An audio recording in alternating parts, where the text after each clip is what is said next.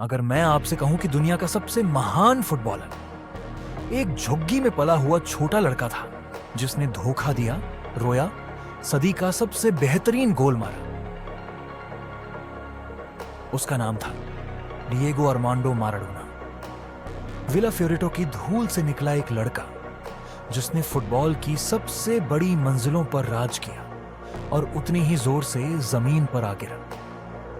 यह उस जीनियस की बेकाबू कहानी है जो हर किक ऐसे मारता था जैसे जान उसी में बसी हो। डिएगो आर्मांडो माराडोना का जन्म 30 अक्टूबर 1960 को विला फ्योरेटो नाम की झुग्गी बस्ती में हुआ था जो ब्यूनस आयर्स के बाहरी इलाके में स्थित है। 8 बच्चों में से 5वें डिएगो का बचपन गरीबी में बीता। फुटबॉल उसका एकमात्र रास्ता था। 3 साल की उम्र में उसे एक चमड़े की गेंद मिली और सड़कें उसका मैदान बन गई। 10 साल की उम्र में ही वह लॉस सेबोलितास नाम की युवा टीम के लिए खेलता था और 136 मैचों तक अपराजित रहा। वह सिर्फ प्रतिभाशाली नहीं था, वह चमत्कारी था। अर्जेंटीना को उसमें एक नया मसीहा नजर आया, एक ऐसा लड़का जो कीचड़ में पैदा हुआ और पैरों में जादू लेकर आया। 15 की उम्र में माराडोना ने अर्जेंटिनोस जूनियर्स के लिए प्रोफेशनल डेब्यू किया। एक किशोर जो पहले से ही स्टेडियम में भीड़ जुटा रहा था। फिर आए बोका जूनियर्स। 1981 में उसने क्लब को चैंपियन बना दिया और लोकनायक बन गया। फिर दुनिया का मंच बुला रहा था। 1982 में वह एफसी बार्सिलोना में शामिल हुआ और वर्ल्ड कप में अर्जेंटीना का प्रतिनिधित्व किया, लेकिन वह टूर्नामेंट निराशाजनक रहा। रेड कार्ड, अव्यवस्था और जल्दी बाहर हो जाना। फिर भी उस निराशा में दुनिया ने कुछ डरावना देखा। माराडोना एक तूफान था जो फटने ही वाला था।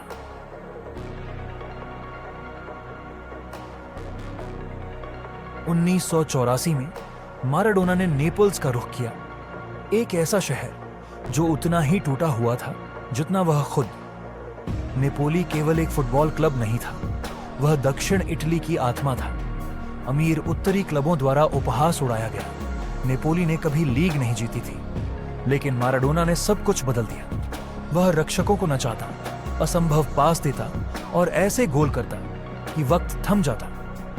1987 में नेपोली ने अपना पहला स्कुडेटो जीता। यह सिर्फ एक जीत नहीं थी, यह क्रांति थी।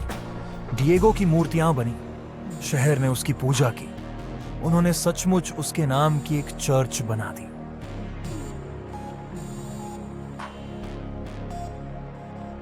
जून 1986 अर्जेंटीना बनाम इंग्लैंड। फॉकलैंड युद्ध के बाद यह मुकाबला राजनीतिक तनाव से भरा हुआ था। माराडोना ने मंच संभाला। पहले आया हैंड ऑफ गॉड गोल, एक घूंसे से किया गया गोल जो रेफरी की नजरों से बच गया। आया सदी का गोल, 10 सेकंड में 5 इंग्लिश खिलाड़ियों को चकमा देते हुए। उन क्षणों में डिएगो एक मिथक बन गया। अर्जेंटीना के लिए नायक, इंग्लैंड के लिए खलनायक। वह सिर्फ फुटबॉल नहीं खेल रहा था, वह इतिहास लिख रहा था।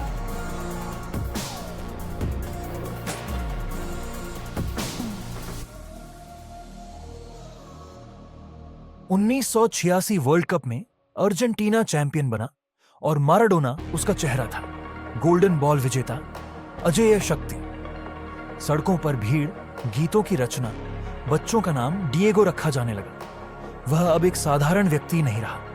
विज्ञापन, प्रसिद्धि, दीवानगी, सब कुछ उसके पीछे था। लेकिन इस चकाचौंध के पीछे दरारें उभरने लगी। प्रसिद्धि एक नशा बन चुकी थी और डिएगो, जो कभी इन सब का आदी नहीं था, अंदर से टूटने लगा। जिस आग ने उसे चलाया वही उसे जलाने लगी। नेपल्स में उसकी बादशाहत जारी रही। 1990 में दूसरा स्कुडेटो और यूएफए कप की जीत। लेकिन प्रसिद्धि अपने साथ दुश्मन भी लाती है। उसका नाम नेपल्स की माफिया कैमोरा से जोड़ा गया। पार्टियां, कोकीन, ट्रेनिंग से गायब रहना, ये सब आम हो गया। फिर वर्ल्ड कप 1990 में अर्जेंटीना और इटली का मुकाबला नेपल्स में हुआ। डिएगो ने स्थानीय लोगों से अर्जेंटीना को सपोर्ट करने को कहा। कई लोगों ने किया भी। अर्जेंटीना की जीत के बाद इटली का प्यार ठंडा पड़ गया। डिएगो ने क्लब पर देश को चुना और इसकी कीमत चुकाई।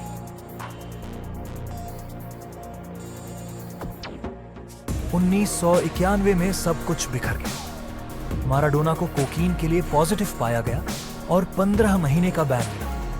वह जिसने पूजा हासिल की थी अब पतन की ओर बढ़ चुका था। कैमरों ने उसे पुलिस के साथ ले जाते हुए कैद किया। नेपल्स, जो कभी उसका स्वर्ग था, अब शर्म का कारण बन गया। उसने इटली छोड़ दिया, बदनाम और नशे में डूबा हुआ। वह Sevilla, Newell's, Old Boys जैसे क्लबों के लिए खेलता रहा, लेकिन जादू फीका पड़ चुका था। शरीर टूट रहा था, आत्मा थक चुकी थी। 1994 में माराडोना एक आखिरी वर्ल्ड कप के लिए लौटा। 33 की उम्र में, भारी शरीर और आग से भरा हुआ। ग्रीस के खिलाफ शानदार गोल ने दुनिया को चौंका दिया। उसकी पागल सी चीख, आंखों में जंगलीपन एक आइकॉनिक छवि बन गई। लेकिन फिर आया दूसरा ड्रग टेस्ट, इस बार एपेड्रिन। उसे टूर्नामेंट से निकाल दिया गया, एक नर्स द्वारा बाहर ले जाया जाना। यह छवि उसकी कहानी का अंतिम अध्याय बन गई। आखिरकार परी कथा टूट चुकी थी। संन्यास शांति नहीं लाया, उसकी सेहत खराब हो गई। 2004 में दिल की विफलता के कारण वह लगभग मर ही गया था। मोटापा, गैस्ट्रिक बाईपास, पुनर्वास, उसने सब झेला, फिर भी वह गायब नहीं हुआ। कोचिंग के रोल आते जाते रहे। टीवी पर गुस्से में बोलना, कास्त्रो और शावेज का समर्थन करना। वह अब भी अराजक और आकर्षक बना रहा। भीड़ आज भी उसका नाम लेती थी। उसकी कमियां ही उसकी किंवदंती को और गहरा करती थी। डिएगो कच्चा, अनफिल्टर्ड, लैटिन अमेरिका के हर विरोधाभास का आईना था। 25 नवंबर 2020 को 60 वर्ष की आयु में माराडोना का कार्डियक अरेस्ट से निधन हो गया। अर्जेंटीना ने 3 दिन का राष्ट्रीय शोक घोषित किया। सड़कों पर लोग रोते हुए दिखे। उनका ताबूत राष्ट्रपति भवन में रखा गया। दीवारों पर लिखा था, भगवान मर चुका है। लेकिन डिएगो तो हमेशा एक मिथक की तरह जिया था, और मिथक कभी मरते नहीं, वे गूंजते हैं। झुग्गियों में, धूल भरे मैदानों में, गीतों से गूंजते स्टेडियमों में माराडोना आज भी जिंदा है।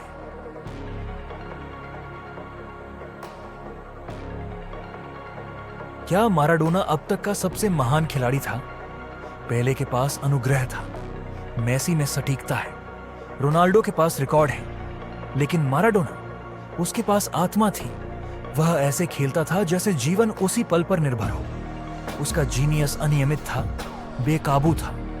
एक पल में वह मंत्र मुग्ध कर देता, अगले पल खुद को तबाह कर देता, और यही बात उसे अविस्मरणीय बनाती है। उसकी कहानी सिर्फ फुटबॉल की नहीं थी, वह विद्रोह, उम्मीद, अराजकता और मोक्ष की कहानी थी।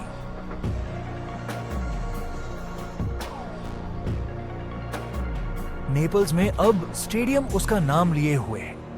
अर्जेंटीना में ब्यूनस आयर्स से लेकर रोसारियो तक दीवारों पर उसके भित्तिचित्र हैं। चर्च ऑफ माराडोना नाम का एक वास्तविक धर्म उसके नाम पर है, लेकिन उससे भी ज्यादा उसका प्रभाव हर उस बच्चे में है जो धूल में फुटबॉल खेलता है, सपने देखता है। डिएगो ने दुनिया को दिखाया कि सुंदरता पीड़ा से भी पैदा हो सकती है, कि टूटा हुआ भी महान हो सकता है। वह परिपूर्ण नहीं था, वह माराडोना था।